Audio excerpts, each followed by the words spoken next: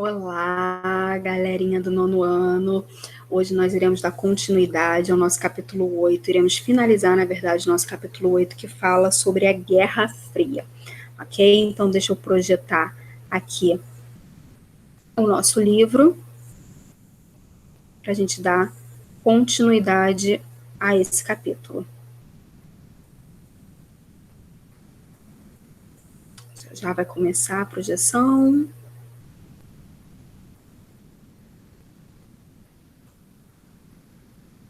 Prontinho. Vamos lá.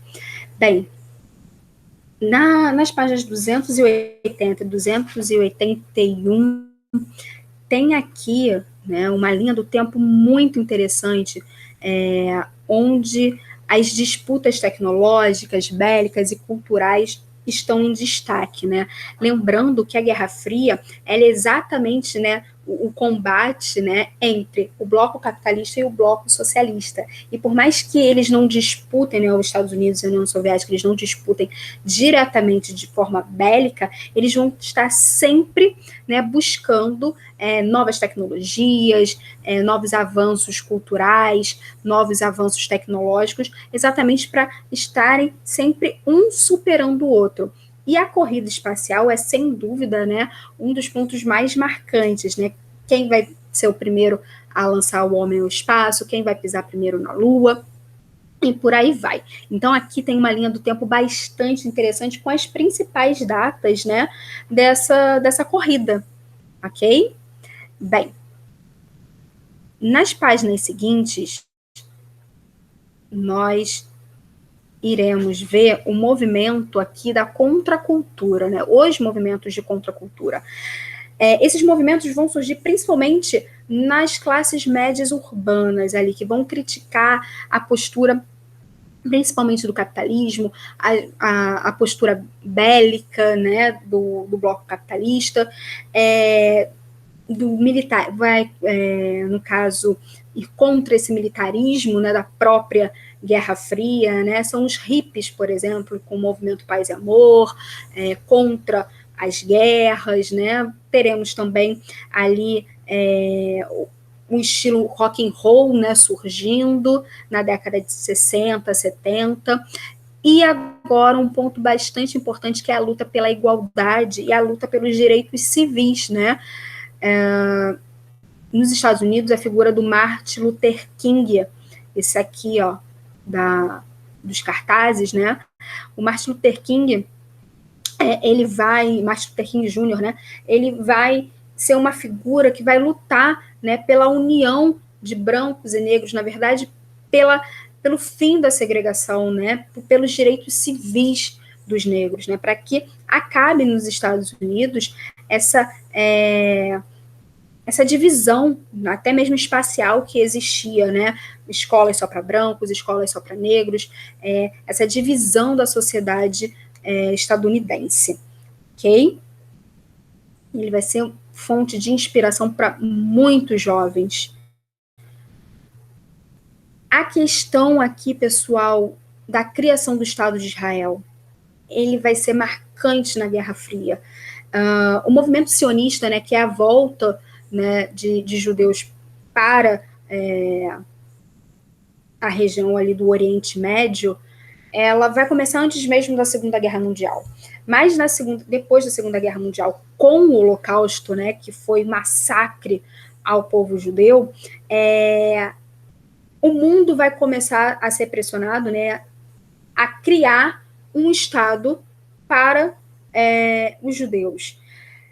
E a ONU, né, vai criar o Estado de Israel ali no Oriente Médio, só que num território dominado pelos palestinos.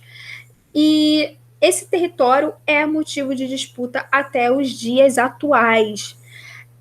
E, obviamente, nenhuma disputa vai ficar fora da Guerra Fria, né? Então, os Estados Unidos vão apoiar a criação do Estado de Israel, vão apoiar o Estado israelense, enquanto a União Soviética vai apoiar a causa palestina, né? Então, eles vão utilizar também esse conflito para medir forças durante a Guerra Fria. Bem, Agora, né, nas páginas 284 e 285, nós temos alguns exercícios. E aí, pessoal, eu vou pedir um grande favor para vocês. Eu gostaria que vocês pausassem esse vídeo, realizassem a atividade, e depois que vocês terminarem de fazer a atividade, eu gostaria que vocês reiniciassem esse vídeo, dessem o play, porque aí é o momento da nossa correção, ok? Então, pausando, beleza? Bem, vocês pausaram o vídeo, vocês fizeram a atividade, e agora é o nosso momento de correção. Deixa eu ampliar aqui. Bem, tem aqui um texto, né, que vocês leram sobre a Guerra Fria, né? E na letra A pergunta assim, qual a situação exposta pelo autor do texto, né? Bem, o autor do texto vai afirmar que no período da Guerra Fria, né, o governo dos Estados Unidos e seus setores militares trabalhavam lado a lado ali com fabricantes de armas, né, e recebiam cada vez mais pedidos por causa da corrida armamentista. E aí, na letra B, está perguntando assim, por que os fabricantes de armamentos tinham interesses em manter a Guerra Fria em andamento? Gente, por motivos óbvios. As fábricas de armas lucram em tempos de guerra, ok? A letra C, ela é pessoal, é individual, está pedindo para você, né, se imaginar vivendo nesse período, né, da Guerra Fria. Tá assim, imagine que você viva no período descrito no texto e não concorde com esses grandes investimentos do governo em armas, né? Então, seja integrante ali do movimento das contraculturas, né? E está pedindo para você produzir um cartaz defendendo, então, essas ideias, né? De contra a violência, né? Bem, na página 285, é uma questão de vestibular, está pedindo para ler a notícia e assinalar a alternativa correta, tá?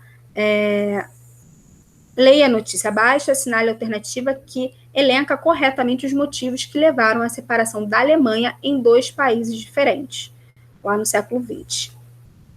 E aí, a opção correta, pessoal, é a letra B. Beleza? A separação política do território alemão foi um desdobramento da Segunda Guerra Mundial, que criou duas zonas de influência no território europeu.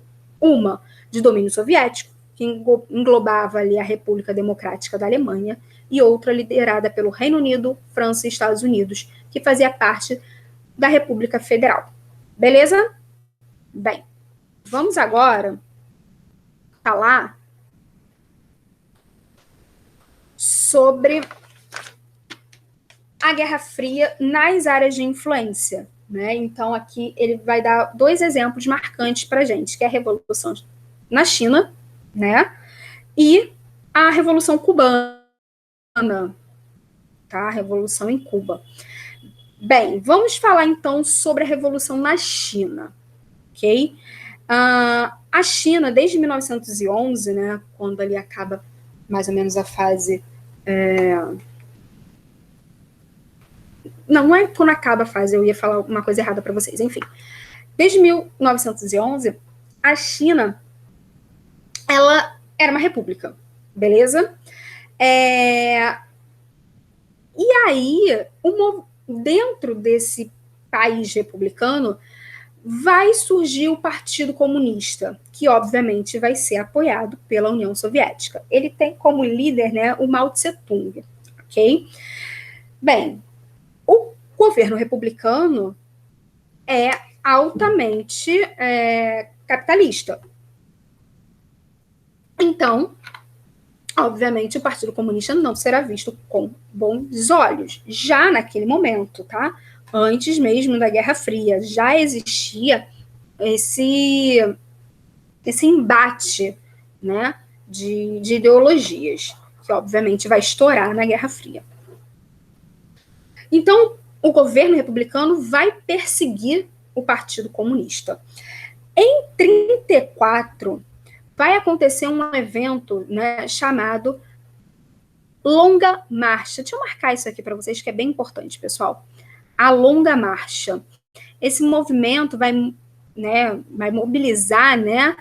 Ele propunha mobilizar e difundir as ideias comunistas pelo país e uma aliança com camponeses para tomar o poder.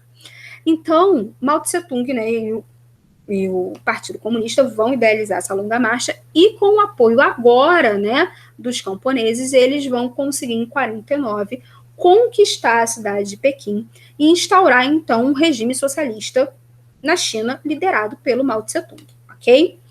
Em 66, com o objetivo de evitar o enfraquecimento do socialismo no país, vai rolar, né, a Revolução Cultural, que tem como objetivo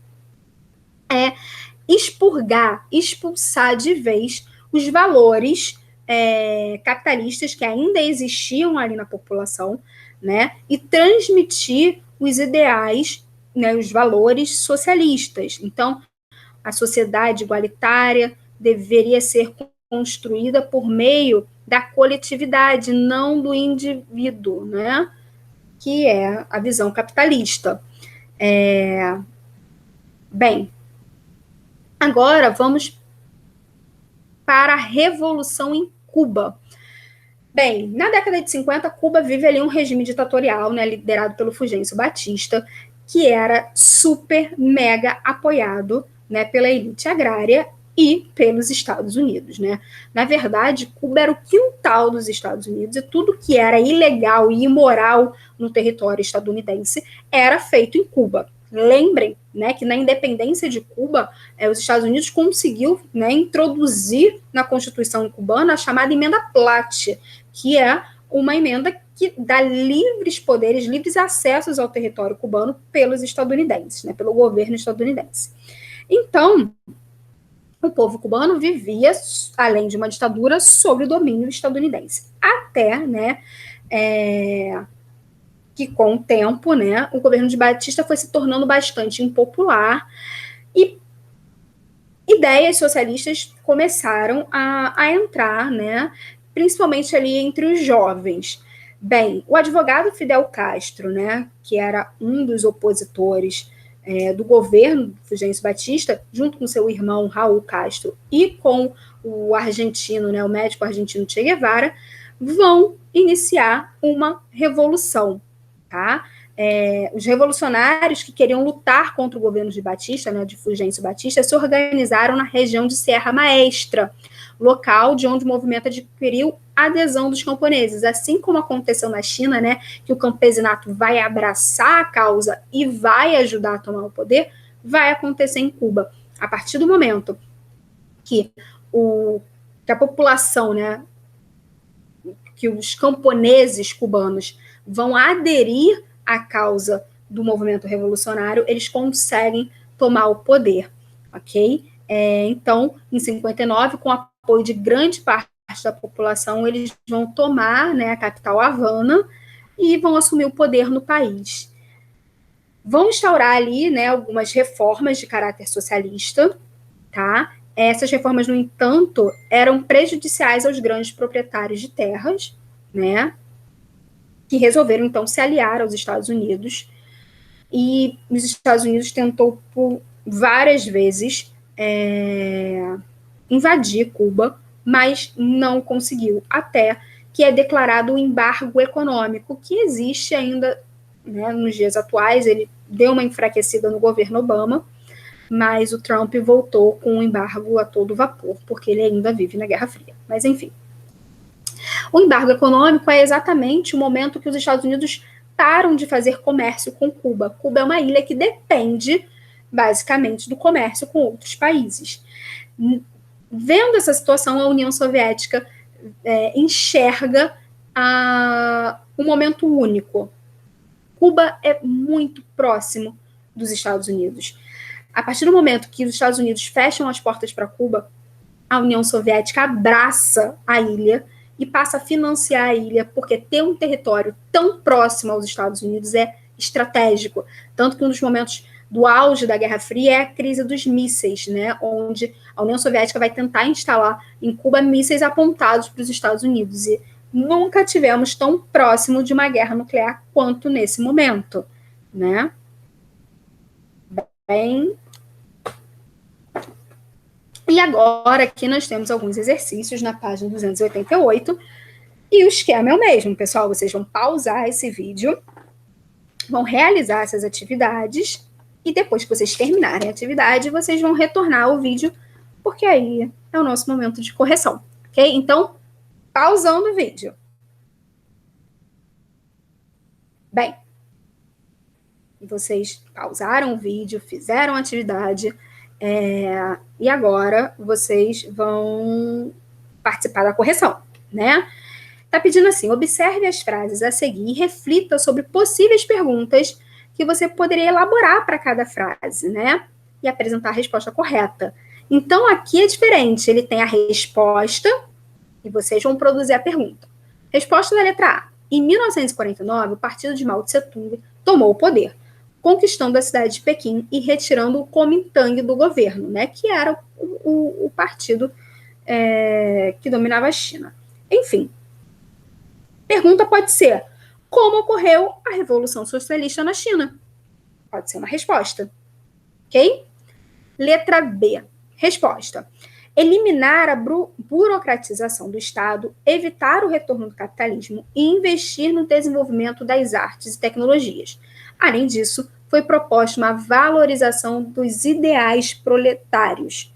Bem, letra B pode ter como pergunta quais eram as propostas da Revolução Cultural na China. Ok? Letra C. Cuba vivia uma ditadura, liderada pelo presidente Fulgêncio Batista, regime aliado aos interesses estadunidenses. A pergunta pode ser: como era o governo cubano antes da Revolução de 1959? Ok?